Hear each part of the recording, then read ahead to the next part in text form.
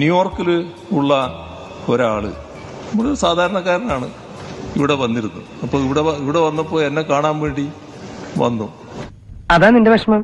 അല്ല പിന്നെ. അപ്പോ വന്നപ്പോ അയാളുടെ മകനുണ്ട്. മകൻ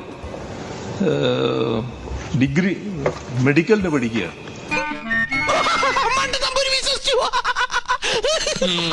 നിന്റെ അപ്പൻ വിശ്വസിച്ചു.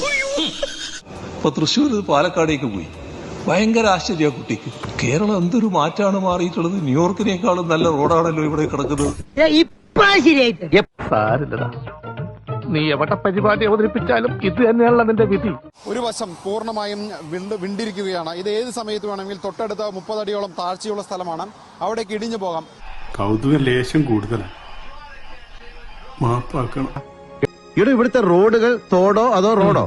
റോഡിനെ കുറിച്ച് പഠിക്കാൻ ഞാൻ തിരുവനന്തപുരം മുതൽ കാസർഗോഡ് വരെ ട്രെയിനിൽ യാത്ര ചെയ്തു. ഒരു കുഴപ്പമില്ല.